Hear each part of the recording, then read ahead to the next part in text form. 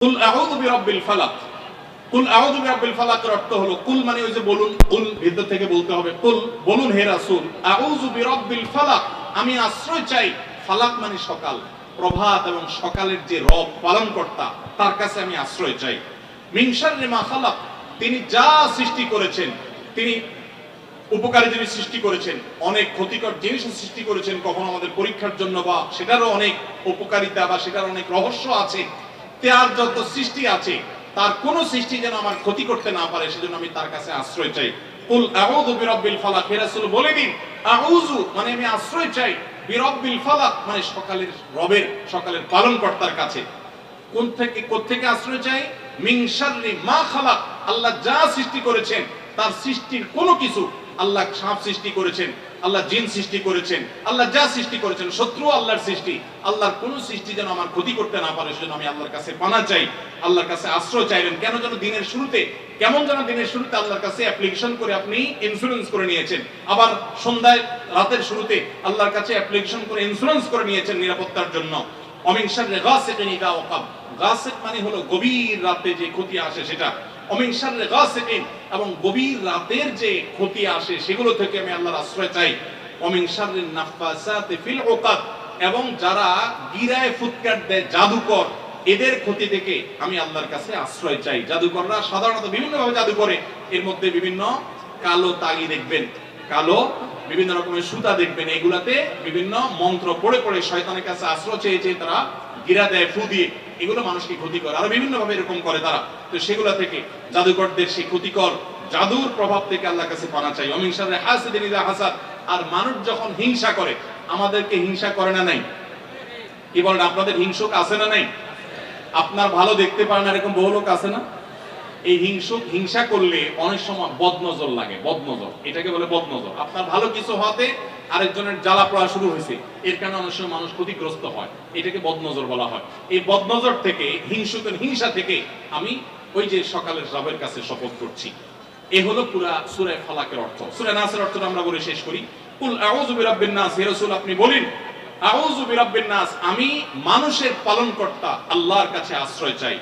মালিকিন নাস, যেই মানুষের পালনকর্তা আবার মানুষের মালিকও। ইলাহিন নাস, যিনি মানুষের মাবুদ, ইবাদতের উপযুক্ত, তার কাছে আশ্রয় চাই। কোত্থেকে?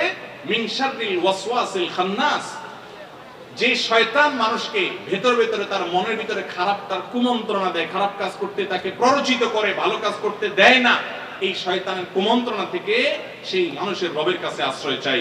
আল্লাযী ইউওয়াসওয়িসু ফি সুদুরিন নাস, যেই খান্নাস, যে শয়তান মানুষের অন্তরের মধ্যে ওয়াসওয়াসা দেয়, কুমন্ত্রণা দেয়। আমাদের মনের ভিতরে খারাপ চিন্তা বেশি আসে না ভালো চিন্তা বেশি আসে? কি বলেন, খারাপ চিন্তা বেশি আসে আপনাদের মনে না ভালো চিন্তা? ভালো চিন্তা বেশি আসলে তো আল্লাহর ওলি, মাশাআল্লাহ। আপনাদের নামাজ পড়তে আরাম লাগে না গুনাহ করতে আরাম লাগে? এটাই বাস্তবতা। শয়তান আমাদেরকে সেটা আমাদের কাছে সবসময় আকর্ষণীয় করে তোলে। এটা থেকে আল্লাহর কাছে পানা চাওয়া হয়েছে। মিনাল জিন্নাতি ওয়ান নাস, শয়তান দুই প্রকার। শয়তান কয় প্রকার ভাই? একটা হলো জিন শয়তান, যেটা আমরা দেখি না, আমাদের শরীরের রক্তের সাথে মিশে যেতে পারে। ইয়াজরি আহাদাকুম মাজরাত দাম, নবী সাল্লাল্লাহু আলাইহি ওয়াসাল্লাম বলেছেন, শয়তান তোমাদের রগে রগে, তোমাদের শিরা উপশিরার সাথে মিশে তোমাদের শরীরে মনের ভিতরে প্রভাব সৃষ্টি করে। এটা থেকে আল্লাহর কাছে পানা চাইতে বলা হয়েছে। ওয়ান নাস, আর মানুষ শয়তানও আছে। জিন শয়তান যে কাজ করে, অনেক বন্ধু আছে দেখবেন আপনার একটু বুদ্ধি দেয়। যত লোক বিড়ি সিগারেট খাওয়া ধরছেন, এরা মায়ের পেট থেকে বিড়ি হাতে নিয়ে আসছেন দুনিয়াতে? কি বলেন? যারা মদ খাওয়ার বদভ্যাস হয়েছে, এই হারাম কাজটা যারা করে, তারা কি মায়ের পেট থেকে মদের বোতল নিয়ে আসছে? তারা এগুলা কোত্থেকে শিখছে? 100% মানুষ কোনো না কোনো মানুষ শয়তান থেকে শিখছে। ঠিক না ঠিক? মানুষ সব সময় খারাপ হয় অসৎ সঙ্গের কারণে। এই জন্য বাংলা যে কথা আছে, সৎসঙ্গে স্বর্গে বাস, অসৎ সঙ্গে সর্বনাশ, এটা কোরআন হাদিসেরই কথা, এই কথা সঠিক কথা। এই জন্য ভাইরা আমার, আপনি জীবনে যেই বন্ধু দেখবেন আপনাকে খারাপ কাজের কথা বলে, আরে কি হবে চল সিনেমা দেখে আসে, আরে বাদ দে তোর এই সমস্ত, এরকম কিছু বন্ধু আছে না? সাথে সাথে ওই বন্ধুকে 3 তালাক দিবেন। কয় তালাক? আবার বউরে তালাক দিবেন না, খবরটা। ওই বন্ধুকে আপনি ছেড়ে তার কাছ থেকে দূরে চলে যাবেন, কারণ এটা জিন শয়তান না, মানুষ শয়তান, এটা মানুষরূপী শয়তান। এই জন্য এই সূরাতে, কোরআনে কারীমের শেষ আয়াতে আল্লাহ তাআলা বলেছেন, জিন শয়তান মানুষ শয়তান উভয় থেকে তুমি আল্লাহর কাছে পানা চাও। আল্লাহর কাছে আমরা সেটা পানা চাইবো। তাহলে সূরা ফালাকের মধ্যে দেখেছি যত প্রকার ক্ষয়ক্ষতি আছে সেগুলো থেকে আমরা পানা চাইছি, বিশেষ করে অদৃশ্য ক্ষয়ক্ষতি। আর সূরা নাসের মধ্যে আমরা দেখেছি শয়তান যে আমাদেরকে কুমন্ত্রণা দেয় সেখান থেকে আল্লাহ আমাদেরকে পানা চাইতে বলেছেন। গোটা কোরআনের 30 পারা মধ্যে সবগুলো সূরার মধ্যে একেবারে শেষের সূরার শেষের অংশে এসে আল্লাহ তাআলা একদম কোরআনকে ফিনিশ করছেন কি দিয়ে দেখেন, শয়তান থেকে পানা চাওয়া নিয়ে। এই শয়তান সম্পর্কে আমাদের কোনো ধারণাই নেই। শয়তান সম্পর্কে একদিন 1 ঘন্টা আলোচনা করতে হবে। পরবর্তীতে আল্লাহ কখনো তৌফিক দিলে যদি সুযোগ পাই শুধু শয়তান সম্পর্কিত আয়াতের ব্যাখ্যা যাব, কারণ শয়তান সম্পর্কে আমরা বেশিরভাগ মানুষ জানি না। অনেকে আমরা দুধ কলা দিয়ে যেরকম মানুষ সাপ পোষে, অনেকে আমরা শয়তানকে সেরকম হৃষ্টপুষ্ট করে নিজের কাছে রাখি। আপনার অনেক খারাপ বন্ধু আছে, তারপর আপনি তারে বন্ধু বানায় রাখছেন, তার মানে মানুষ শয়তানকে আপনি দুধ কলা দিয়ে পুষতেছেন।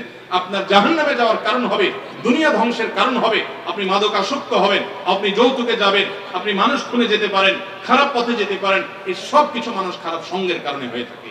আল্লাহ তাআলা আমাদের সকল খারাপ সঙ্গকে দূরে রেখে ভালো মানুষদের সাথে থাকার তৌফিক দান করুন। ভাইরা আমার, তাহলে আমরা সূরা ইখলাস, সূরা ফালাক এবং সূরা নাস তিনটা সূরার অর্থ জানলাম, এগুলোর সংক্ষিপ্ত ব্যাখ্যা জানলাম, এগুলো কোন প্রেক্ষাপটে নাজিল হয়েছে সেটাও জানলাম, এবং এই সূরাগুলোর বিশেষ করে আপনার সকাল সন্ধ্যা এবং রাতে শোয়ার আগে এবং 5 ওয়াক্ত নামাজের পরে পাঠ করতে হয়। সেটা করলে আমাদের সেফটির ব্যাপারটা এখানে চলে আসে, নিরাপদ আমরা হয়ে যাব, আমরা সেফ হয়ে যাব, আল্লাহর নিরাপত্তা চলে আসবে, সেটাও আমরা জানলাম।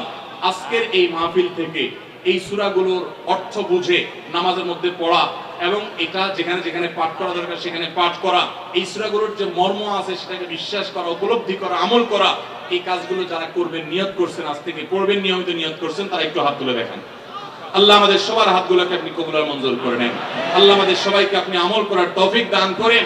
মাবুদ এখানে যেরকম একত্র করেছেন জান্নাতুল ফিরদাউসে এইভাবে একত্র করার তৌফিক দান।